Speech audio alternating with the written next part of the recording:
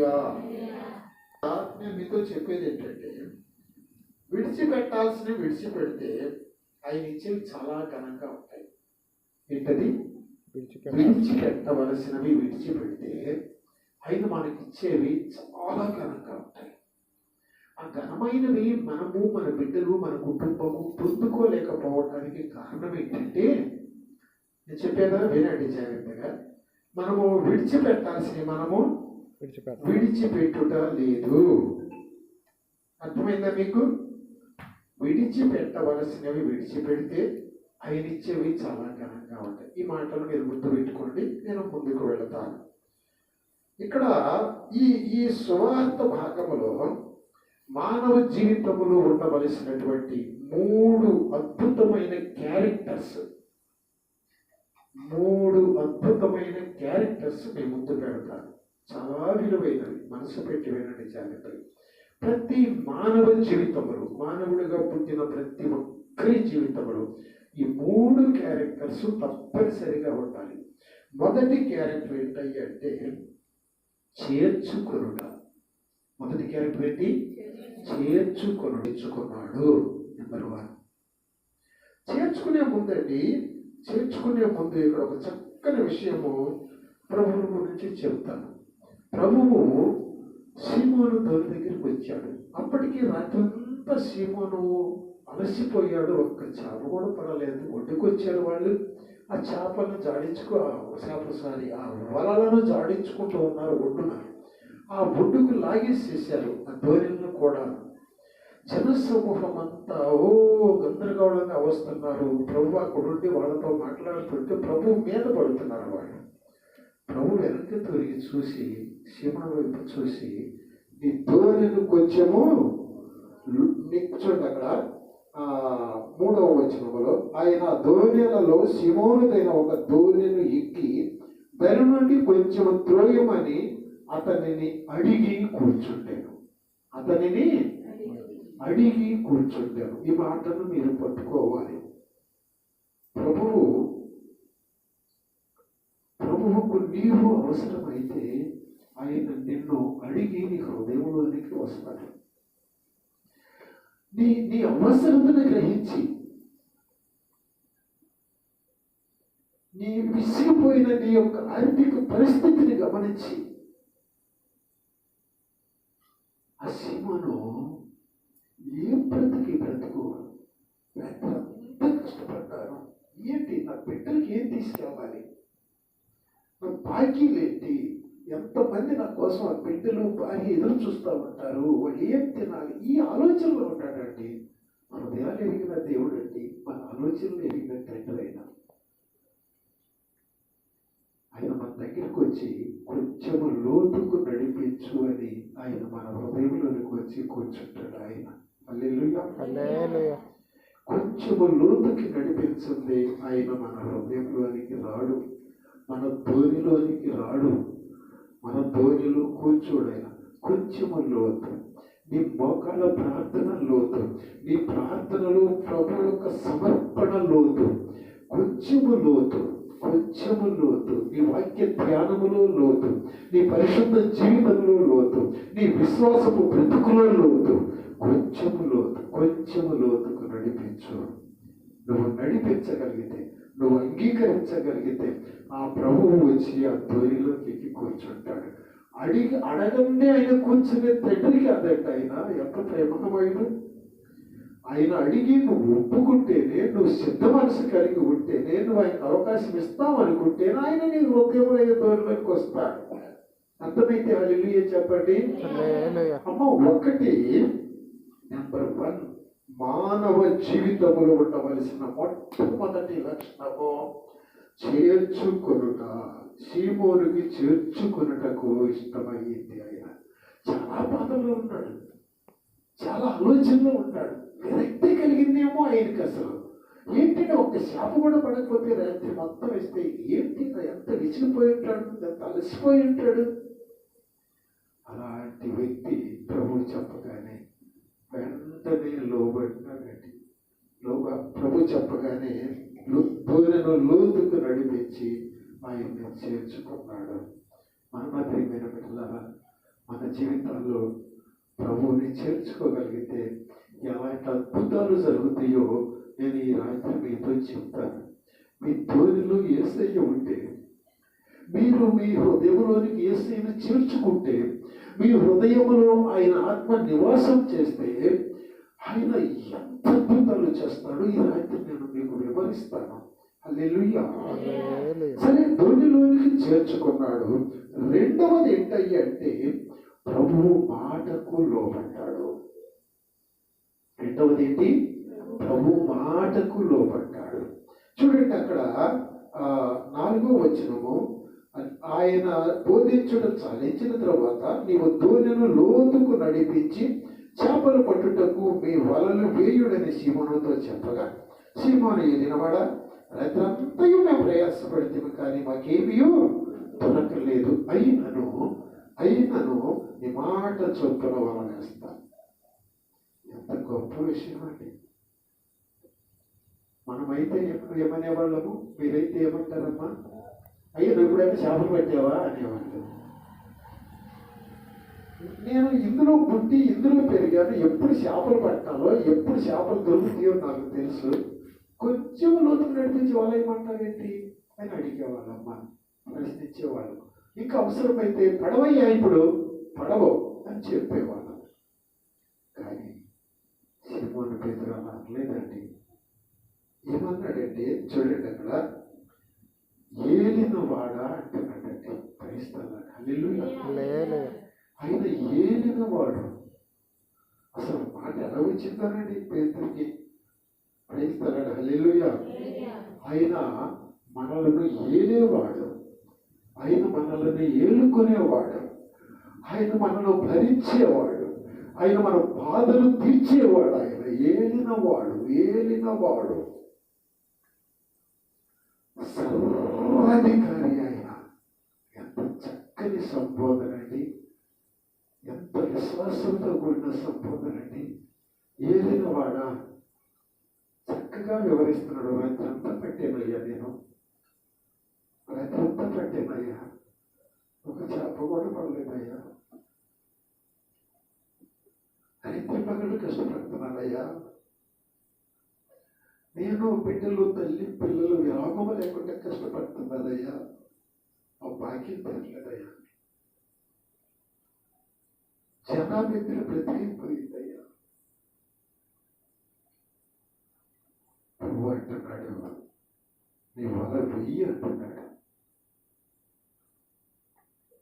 అప్పుడు పేతురు అంటాడు, అయినను నా బ్రతుకులో ఇన్ని సమస్యలు ఉన్నాయి, నా బ్రతుకులో ఇన్ని ప్రాబ్లమ్స్ ఉన్నాయి, నా బ్రతుకు విరక్తి చెంది ఉంది, అయినా నీ మాట చెప్పావు గనక, నువ్వు వేయమన్నావు గనక నేను వేస్తున్నాను అన్నాడండి. నెంబర్ 2, ప్రభువు మాటకు లోబడాలండి. ఇది చాలా శ్రేష్టమైనది. విశ్వాసులు కానీ సేవకుడనైన నేను కానీ ఎంత భక్తులైన కూడా ఇక్కడే తప్పిపోతూ ఉంటారు. చేర్చుకుంటారు దొరిలోనికి, రెండయ్యా చేర్చుకుంటారు, మారు మనసు పొందుతారు, బాప్తిస్మం పొందుతారు, పళ్ళలో పాలు పొందుతారు, కానీ ఆయన మాట వినరు. దైవబిడ్డ, ఆయన మాట ఎప్పుడైతే పేతురు విని వల వేశాడో అక్కడ రాయబడి ఉంటుందండి, విస్తారమైన చేపల రాశిని పట్టాడంటండి. క్రైస్తవుడు చెప్పండి. ఒక్క చేప పిల్ల పడలేదు. రాత్రి అంతా వల వేశారు, ఒక్క చేప పిల్ల పడలేదు. విస్తారమైన చేపల రాశిని చూశారు వాళ్ళు.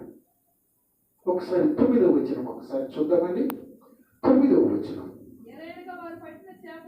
ఏలయనగా వారు పట్టిన చేపల రాశికి అతనితో కూడా వారందరూ కూడాను విస్మయం ఉంది. ఓ ప్రభు మాటకు లోబడితే విస్తారమైన చేపల రాశిని చూస్తావండి నువ్వు. వారి జీవితంలో ఎన్నడూ అని చేపలు పట్టలేదు.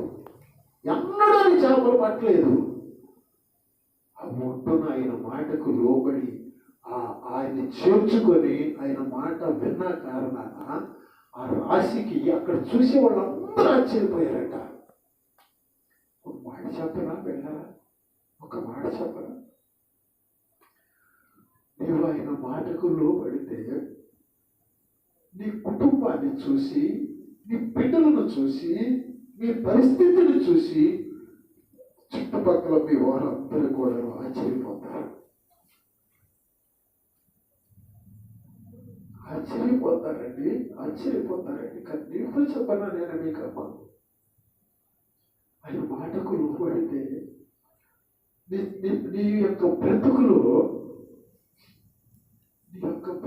ఉన్న దరిద్రం, నీ బ్రతుకులో ఉన్న ఆవేదన, నీ యొక్క జీవితంలో ఉన్నటువంటి లోపం అన్నీ కూడా తొలగిపోయి నిన్ను చూసినటువంటి మిగిలిన వారందరూ విస్తుపోతారు.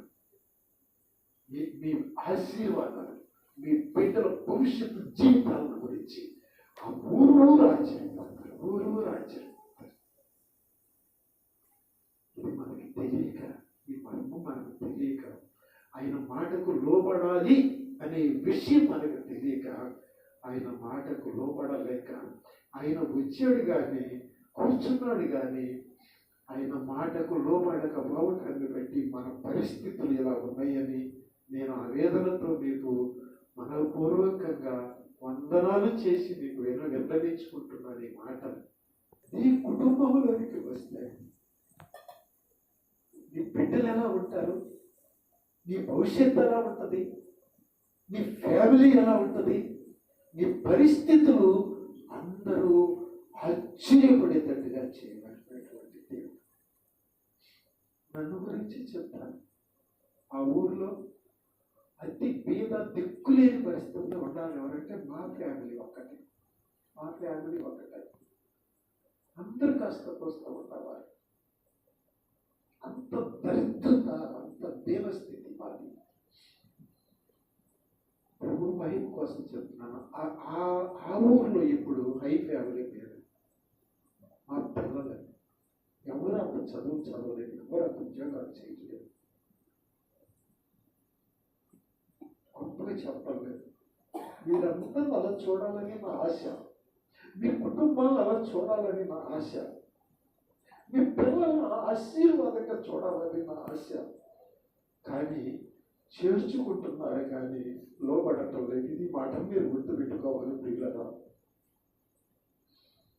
మన పరిస్థితికి కారణం లోబడకపోవటమే. విస్తారమైన చేపల రాశిని చూసి అక్కడ ఉన్న చేపలు అందరూ కూడాను విస్తుపోయారు అని రాయబడి ఉన్నది. హల్లెలూయా, హల్లెలూయా. అప్పుడు సీమోను పేతురు వెంటనే ప్రభు పాదాల దగ్గర మోకరించాడండి. చూడండి ఆ మాటను చూడండి ఒకసారి. 8వ వచనం.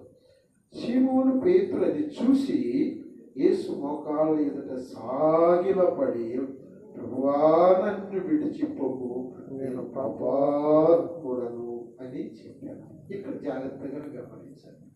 ప్రైజ్ ది లార్డ్, హల్లెలూయా. ఆ రాశిని చూసి సపోజ్ మనల గురించి ఆలోచిద్దాం. మనకి అంత రాశి ఇచ్చాడు దేవుడు, పట్టజాలమంతా నిధులు ఇచ్చాడు, సమృద్ధికరంగా ఇచ్చాడు. మనం ఏం చేస్తాము?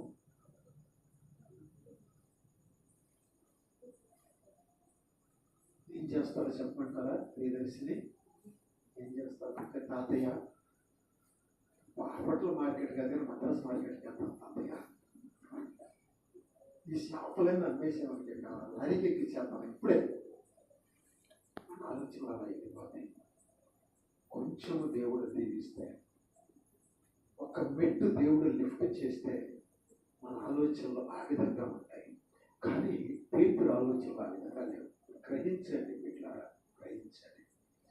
వెంటనే మోకరించమన్నాడంటే ప్రభువా ఏమన్నాడండి? చదవండి అక్కడ. మోకాళ్ళ ఎదుట సాగిలపడి, నన్ను విడిచిపోకు, నేను పాపాత్ముడనని చెప్పాను. హల్లెలూయా. ఏమని చెప్పాడు? పాపాత్ముడనంటే ఏంటో తెలుసండి? పశ్చాత్తాపడుతున్నారు. తన పాపము ఆ దేవుని దీవెనలకు, ఆ ఆశీర్వాదాలకు తగదు, నేను ఘోరమైన పాపిని అని ఒప్పుకుంటున్నాడు. దేవుడు నిన్ను జ్ఞాపకం చేసుకుంటే, దేవుడి మాటకు నువ్వు లోబడితే ఖచ్చితంగా జ్ఞాపకం చేసుకుంటాడు. ఇది గుర్తుపెట్టుకోవాలి. ఆయన్ని ధోనిలో చేర్చుకున్నాడు పేతురు. ఆయన మాటకు లోబడ్డాడు. లోబడేటువంటి అవకాశం లేదు. ఆ తరుణం లోబడే తరుణం కాదు. చేపలు పడవయ్యాయి. ఇప్పుడు ఇది పడే టైం కాదు అసలు. అందులో ఇక్కడ కొంచెం లోపల నడిపోవాలిస్తే చేపలు పడుతుంటే అసలు ఇక్కడ వేసుకోవాలి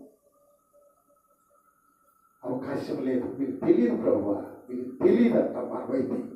నీకేం తెలుసాయ్యా? ఎక్కడ ఎందుకుంటాయ్యా చేపలు అంటాం మనం. నువ్వు చెప్పావు కనుక నేను వేస్తున్నా. నీ మాట చొప్పున నేను వేస్తున్నాను. అంతేనండి. రాసి రాసి ఆయన చెప్పిందని నువ్వు వింటే, ఆయన మాట నమ్మి నువ్వు బ్రతకగలిగితే నీ చుట్టుపక్కల వారు ఆశ్చర్యపడేటట్టుగా ఆయన నీ కుటుంబాన్ని, నీ జీవితాన్ని, నీ బిడ్డలను, నీ పరిస్థితిని చేయగలవాడైనా. ఓకే, చేసాడు. ఇప్పుడు జాగ్రత్తగా వినండి. చేసినప్పుడు ఏం చేశాడు పేతురు? మిగతా వాళ్ళందరికీ పేతురు ఈ దెబ్బకు డాబా కట్టేసేస్తాడరా, ఈ దెబ్బ పేతురు కోటీసుడు అయిపోతాడరా అనుకుంటా ఉండొచ్చు. ఏ మార్కెట్కి వెళ్తాడరా పేతురు అనుకుంటా ఉండొచ్చు. కానీ పేతురు ఏమన్నాడంటే, భాగ్యమైన నన్ను విడిచిపెట్టిపోయా. దేవుడి మాటను వింటే ఆయన ఆశీర్వదిస్తే నీ పాపం నీకు గుర్తుండాలరా, నీ లోపం నీకు తెలియాలి. అంత ప్రభువు ప్రేమించి నన్ను దీవించి నాకు బ్రతుకునిచ్చినందుకు నేను ఎలా బ్రతకాలి అనేది నీ జీవితంలో నీకు గుర్తు రావాలి. అని పేతురు గుర్తొచ్చిందంట. నేను పాపాత్ముడనయ్యా, నేను అయోగ్యుడనయ్యా. నీ జీవితంలో ఎప్పుడైతే మాట వస్తుందో నీ పాపాన్ని పక్కకి తీసేస్తాడు. ఆయనకి పేతురికి మధ్య ఉన్నటువంటి ఆ పాపము ఎప్పుడైతే నేను పాపాత్ముడనయ్యా నన్ను విడిచిపెట్టి పోని సాగిలపడి ఏడ్చాడో ఆ పాపాన్ని ప్రభువుగా ప్రకటించలేదు. మనం ఒప్పుకో, కప్పుకుంటే కాల్స్తే అంత పాపం. ఈ పాపాన్ని కప్పుకుంటే ఆ పాపము నేను దహిస్తుంది. అది ఒప్పుకుంటే ఆయన పాపాన్ని పక్కకి తీసేస్తాడు. మన పాపము మనం ఒప్పుకొనిన ఎడల ఆయన నమ్మదగిన వాడు, నీతిమంతుడు కనుక సమస్త దుర్నీతి నుంచి మనల్ని విడిపించి నీతిమంతులుగా చేసేదేవాడు. ఈ ఒప్పుకోవడం వల్ల పేతురు ఏమయ్యాడండి? నీతిమంతుడు అయిపోయాడండి. మీకు అర్థమవుతుందా? మీకు అర్థమవుతుందా ప్రియమైన బిడ్డలారా?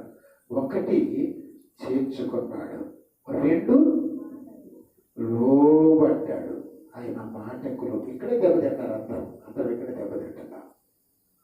లోబడటల్లా. అసలు ఆయన మాట లెక్క చేయట్లేదండి. ఆయన మాట్లాడుతున్నాడు కానీ మనం ఎటో చూస్తున్నాం.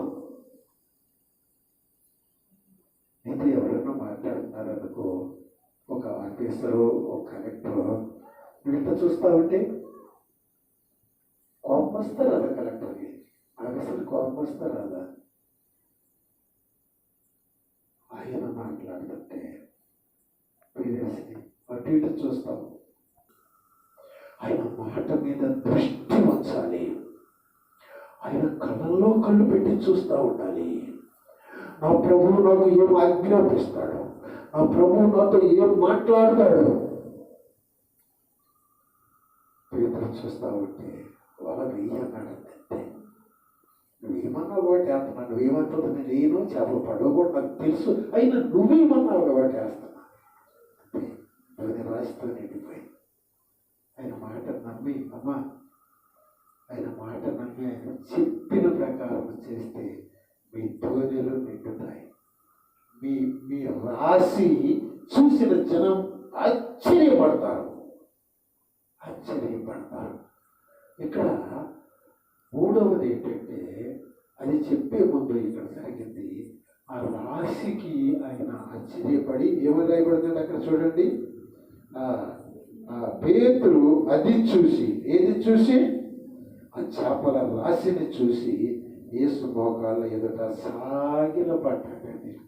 నీకు వచ్చే ఆశీర్వాదాలు, దేవుడు నీకు ఇచ్చే దీవెన, నీకు ఇచ్చిన జీవితం, నీకు ఇచ్చిన బిడ్డలు ఇంతవరకు ఆరోగ్యంగా ఉన్నారంటే, ఈ స్థితిలో ఉన్నారంటే ఆయన మనము యోగ్యులము కాదు, మనము యోగ్యులము కాదు. సుక్కరి అంటాడండి దేవుని ఆలయం బయట నిలబడి, ప్రభువా పాపినైన నన్ను కరుణించయ్యా, నీ మందిరంలోనికి రావటానికి నేను యోగ్యుడన కాదు, నీ వైపు తలెత్తి చూస్తానికి నేను యోగ్యుడన కాదు, ప్రభువా నేను పాపినైనా నన్ను కరుణించు అన్నాడండి తలకాయ ఉంచుకొని. అంటే నీతిమంతుడైపోయాడండి, నీతిమంతుడైపోయాడండి. నీ పాపాన్ని ఒప్పుకోగలిగితే, నీ పాపాన్ని గ్రహించగలిగితే, నేను పాపిని అని గ్రహించి దేవుని సన్నిధిలో సాగిలు పడగలిగితే నిన్ను ఆయన ఖచ్చితంగా దీవిస్తాడు, నిన్ను ఆయన ఖచ్చితంగా నీతిమంతుడిగా చేస్తాడు ఆయన. ఇది మర్మం, ఇది జరగటం లేదు. కొంచెము దేవుడు ఇచ్చేసరికి మన కళ్ళు ఎక్కడికి ఎక్కుతున్నాయి, నెత్తి కదా. అంటే పైన చూస్తాం, మనం పైన చూస్తాం. కొంచెము దీవించే కొద్ది ఆయన కాళ్ళ వైపు చూడాలి. ఆయన నిన్ను ఆశీర్వదించకొద్ది ఆయన పాదాల మీద పడి నిన్ను నీవు పరీక్షించుకోవాలి. అది జరిగింది పేతురు జీవితంలో. నేను ఇందాక చెప్పినట్టు చదవాలా చదువుకున్నవా